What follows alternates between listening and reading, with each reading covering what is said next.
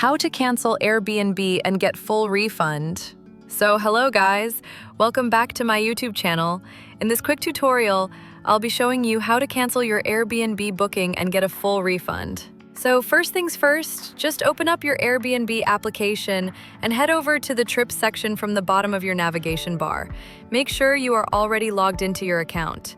Here, you should see all of your trips that have been booked. So here's the catch. To get the full refund, you must cancel your trip within 48 hours of booking. If you see any of the bookings over here that are more than 48 hours old, then you cannot get the full refund. But when you click on the cancel button and your trip has only been booked within the 48 hours, you can easily get the full refund just like that. So that's it for today, guys. Thanks for watching. I hope this video was informational. If it was, don't forget to like and subscribe to the channel. See you on the next one.